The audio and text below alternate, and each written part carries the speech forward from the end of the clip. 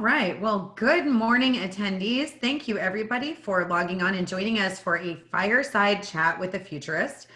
I am Danielle Kesey, the Executive Vice President with the Greater Sacramento Economic Council, and I am here for all your wonderful housekeeping tips today. This webinar is being recorded. So following today's program, we'll be sending a post-webinar survey that will have a link to the recording. So a little bit of an incentive for all of our attendees today to please tell us how we did and give us ideas for future discussions and programs. And we will also later on post a recording of the program to our social media as well as on our website. If anyone has any technical issues or general questions, please feel free to use the chat function at the bottom of your Zoom toolbar there. And we have staff on hand ready to help answer any questions or assist you. But if you do have a question for a speaker, please submit it using the Q&A tool. And I'll tell you, this is a new program for us. So if we don't get to those questions today, it's going to be really important for you to tune in next week when we have a panel discussion, really blowing out this whole conversation a little bit more. So do submit those Q&As because it'll either inform today or it'll inform our program next week. So a little bit now to tease up the content of today's webinar. The fireside chat with the Futurist, and I'm using my air quotes if my fingers aren't disappearing in Zoom there.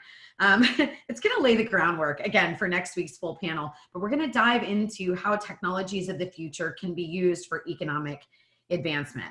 It's a moderated conversation. It'll highlight how thinking about future technologies can help us be ahead of the curve as we find new ways to advance our region's economy. We are really proud today to partner with the Gen Lab to produce our conversation today as well as next week's webinar.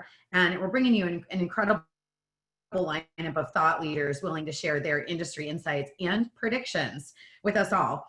So I'm very excited for today's conversation. And so when I get going and go ahead and introduce the moderator for today's panel, Jay Day. And while I introduce Jay, I'm going to ask Olivia on our team, our events specialist extraordinaire, to pull up a little poll just to get the conversation going today. And we would like everyone to answer, which of the following do you think is most likely to occur in, or let's say by the year 2025?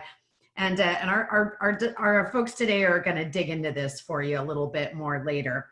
But in the meantime, while you answer this, Jay serves as the Executive Director of Government and External Affairs for Verizon in the Western region. He's responsible for government and community relations in cities throughout California, and he's worked for Verizon since 2017. Before that, Jay spent more than 20 years working in the California State Legislature as a consultant and chief of staff to members in both the Senate and Assembly, including multiple Senate presidents pro tem and speakers of the Assembly. So he knows some folks. We are really thrilled that you could join us to facilitate this conversation today, Jay. So I'm going to hand it over to you, and then maybe we can throw up some of those results whenever you all are ready to see them. Thanks again. Oh, and Jay, we will unmute you as well so we can hear all the wonderful things you're saying. Yeah, thank you. Thanks, Danielle, for that. Look, I am really, really excited to be here today. Working for Verizon, we are leading the future, leading everyone into the future, and being a part of this is very exciting for me. And being with a Futurist, with Walt, I think this is going to be a great conversation. Walt, just a little background for Walt, is an interdisciplinary technologist, which he describes as a nerd with attitude. In the near futurist with 35 years of experience as an educational, as an entrepreneur, workforce, economic developer, including almost 20 years here in Sacramento. He's worked with Fortune 100 companies, major unions, 8 federal agencies in 5 different countries, and led organizations that were pioneers in online education, health information technologies, green technologies among them.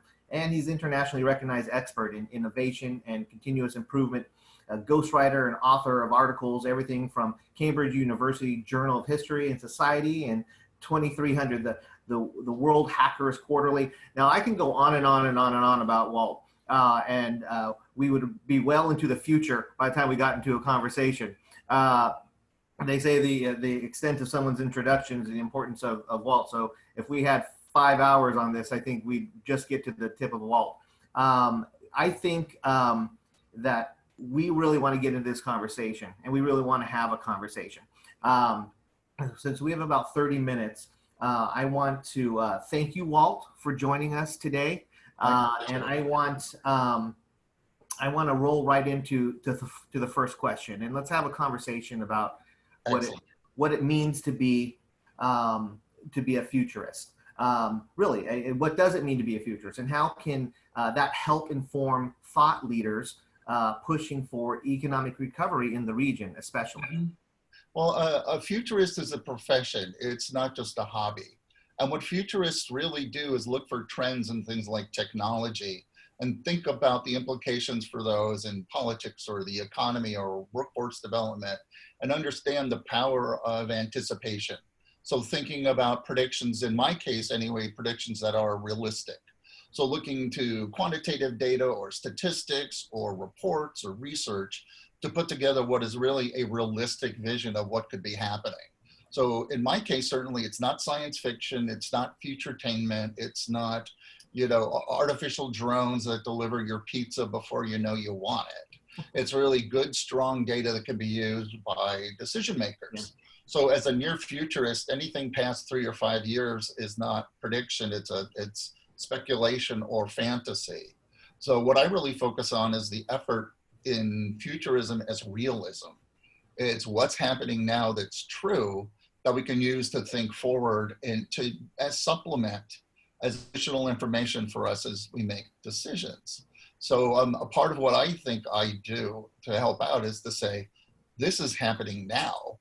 So let's think about the implications as we move forward to develop policy or strategy or other kinds of thinking, especially around things like economic development, where information is so critical, and the sort of things that we project as futurists are very, very important.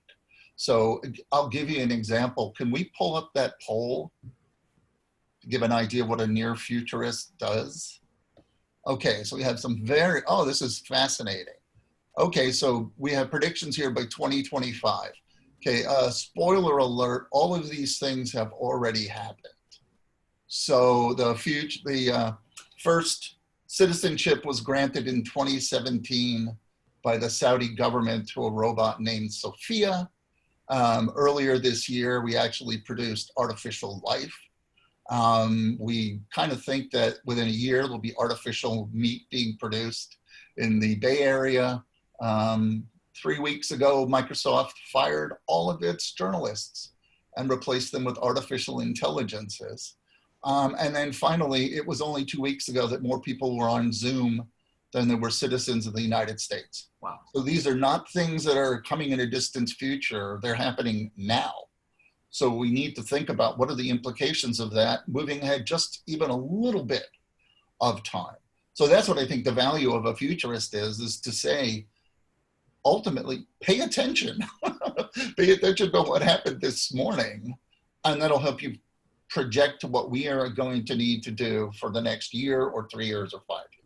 Now, Walt, we're in a fascinating times, and now more than ever, connectivity is important. Whether it's for distance learning for schools, and I know you've worked with educational technologies, and I'd like to hear some more about that and where you think that's going. But more importantly, too, is as we are all connected, and small businesses need to get connected as well, and barriers to entry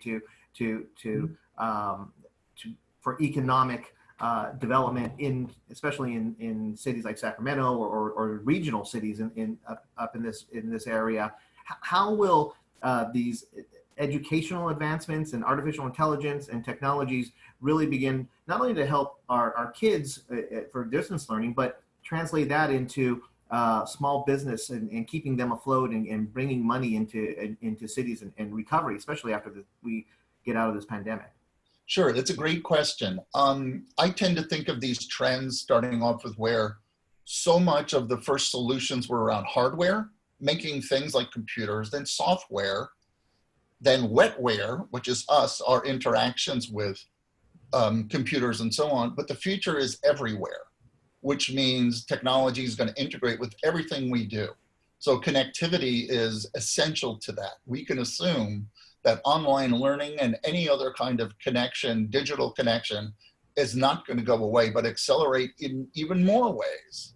So if you're not connected to that entire system of digital communication, you will lose. And that it will happen more and more quickly than we've ever seen before. I've heard it described as either you will code or you will be coded. So in the sense of connectivity is in some ways a right for people.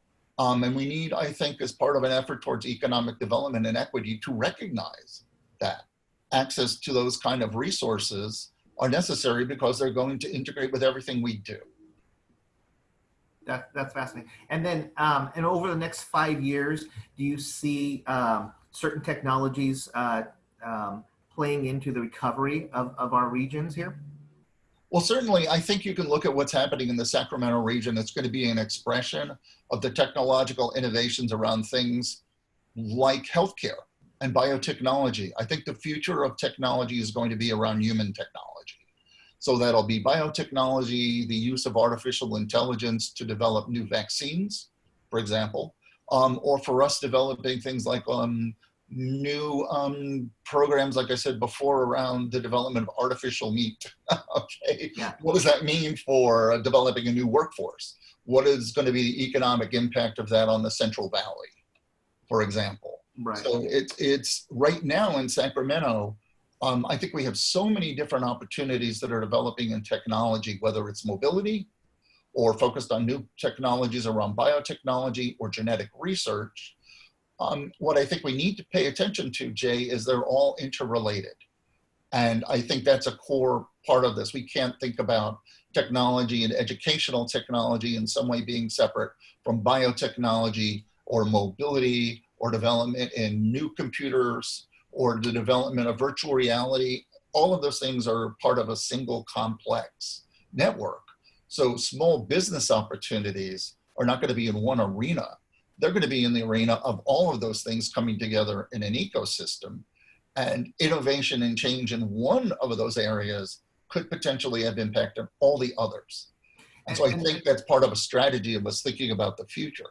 And to piggyback on that, when you say a strategy of thinking about the future and infrastructure and building and making new technologies possible in cities, somebody had said to me one time, well, bringing in the 5G in the future, 6G, et cetera, bringing in 5G now, it's almost like when you could have asked somebody a few years ago, do you want fiber optics or do you want DSL? And then we'll see where we go in the future.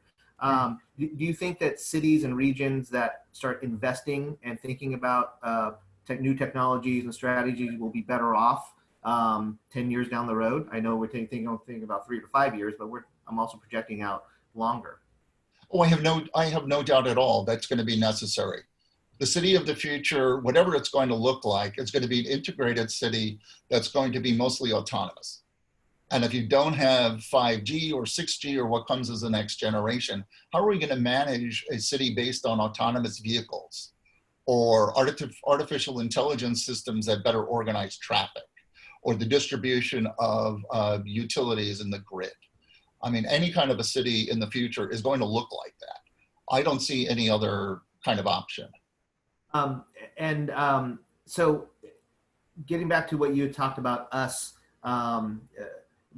being the important factor in all of this, how can we as whether it's regular citizens, whether it's people in industry, whether it's people in government, help shape these trends so that we can work together to shape this future economy? Okay, I wrote down some things immediately to think about this. One is Sacramento needs to be a leader in convening. If we're going to be dealing with a complex future, let's get all of the players in one way or another that are dealing with technological innovation independent of the sector that they work in.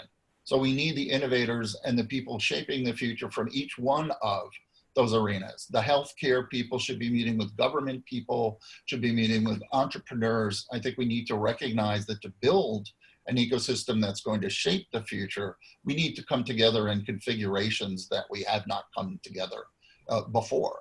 Then I also think we need to invest in the edge, which means we need to identify those businesses or those opportunities or those initiatives that may right now not seem possible, but are on the edge of the future.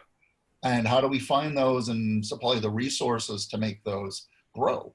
So it's not just feeding the center, it's recognizing and feeding those things that are evolving quickly, knowing that some of them will continue to grow and some of them will not. And then the final thing I put down, and maybe this is just my background, is educate, educate, educate. And that means across the board. That means stakeholders at the highest levels of organizations need to think more and become futurists themselves. And that needs to cascade through government, onto educators, to instructors, to students. We all need to take on the responsibility of thinking like a futurist, and that includes educating ourselves about what that actually means. And I think that knowledge flow is going to be so much more important probably than anything else. So once again, education and learning and sharing of what we all predict could happen is going to be essential to us actually impacting what could happen. That's I know here in Sacramento there are digital deserts throughout the city. There is a digital divide, and there are some pilot programs such as a Wi-Fi bus was around to try to get people connectivity who did not have connectivity. I know Verizon is a partner with Sacramento to bring free Wi-Fi, public Wi-Fi to 27 public parks around the city. So we can have outdoor classrooms, especially now since my kids and I think everyone else's are learning from home. Maybe we can get outside and connect to the laptop there and get some fresh air. But I'd really like to know in the final few minutes that we have here, Walt, are there any specific steps that we can take in getting everyone together? Is it organizations, great organizations like GSEC here, really pressing the word of the importance of regional adherence to adoption of new technologies? I think GSEC is, and I'm not saying this to pander to GSEC, but an organization with a purpose coming together to talk about the future without a particular focus is just having an interesting conversation.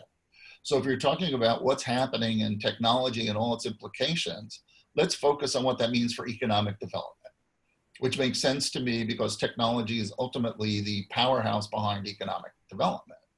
So instead of having a meetup for the purpose of wondering how great things are going to happen, having that kind of brain power in the same place at the same time with a focus on something like building out our economy now and 3 years and 5 years out, that would be my recommendation.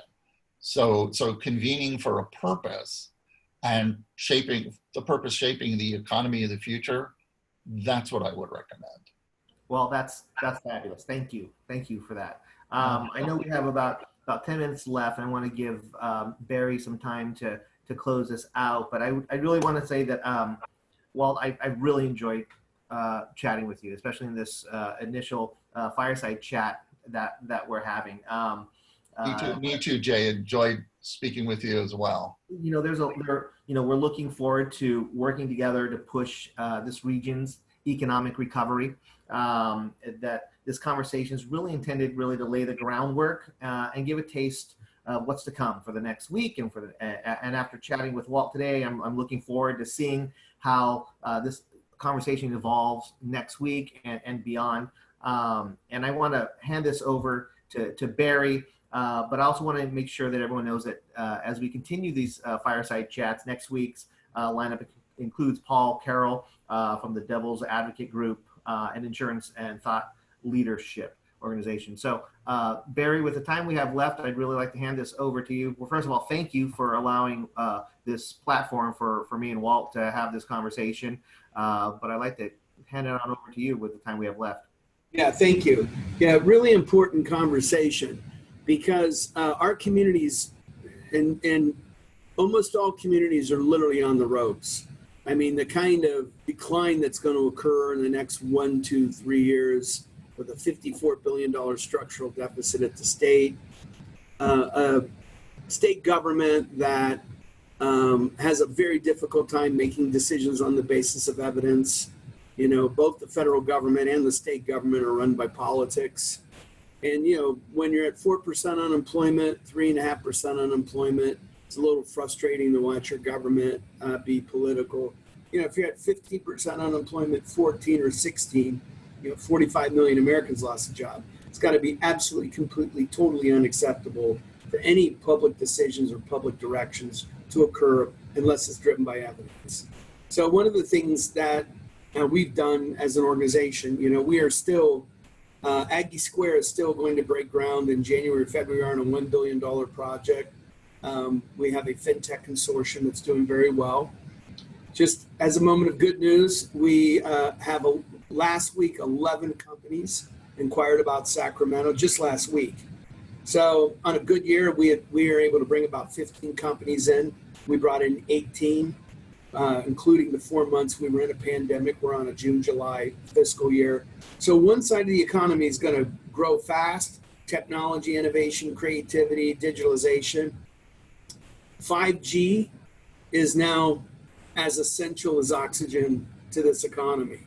So as a community, we got to shake off the old, move forward. Some of you know my background, some of you don't, but I was an economic development leader for 17 years in Ohio and Michigan.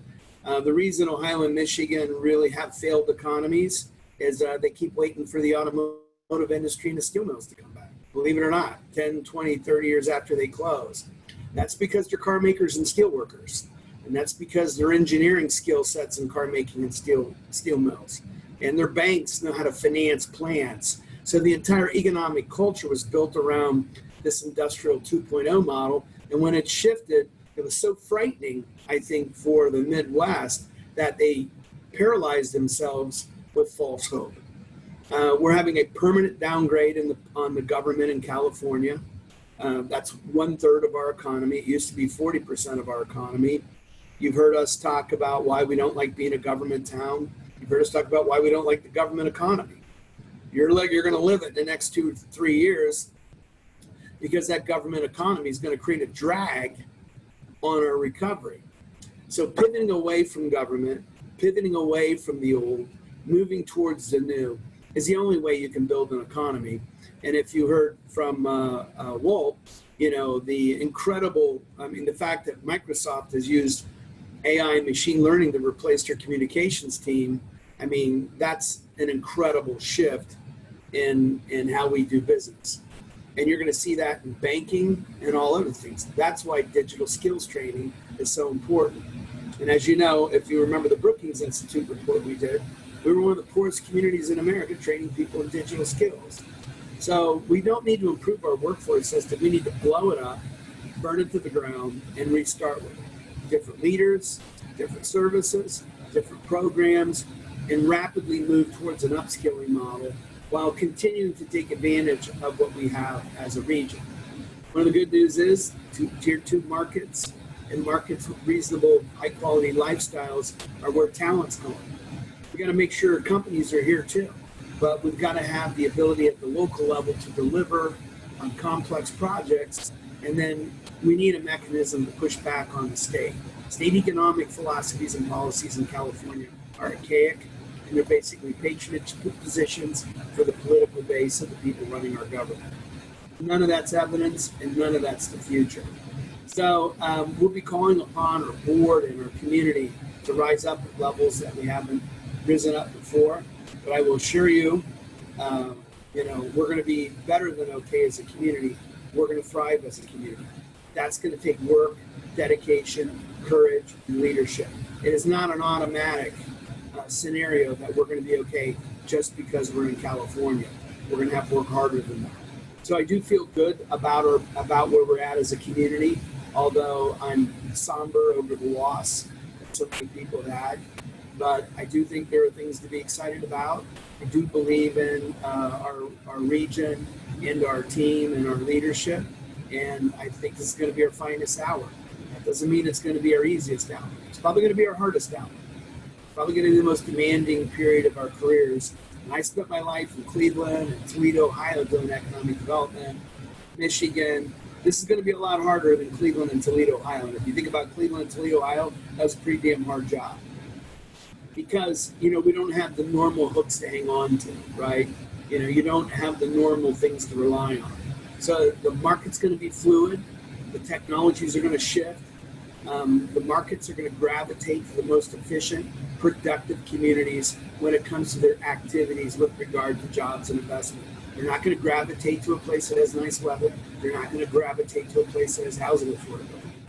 Those are going to be benefits, but they're not going to be reasons why. So rebuilding our workforce systems, we're very fortunate that our universities have shifted in the last 5 years to consider the economy their main mission. We do have a cohesive leadership team, so people should be optimistic, but we're going to have to buoy that optimism with a sense of urgency and determination we've not produced as a community. But I know we're all up for it, so I want to thank you, Jay, for your support. Verizon's joined the Competitiveness Council of Greater Sacramento. Both, I want to thank you. I want to congratulate Danielle, Casey, our management team, Olivia, all the people that work really hard to keep engagement going in this complex digital platform. And I want to thank the 38, 36 participants on this call for listening in and learning more about how we can do better. It's going to be an exciting time, but it's going to really test us. But I know we're going to be the indomitable city and region that they know us to be. So thank you for coming, and I'm looking forward to our next program. So have a good day.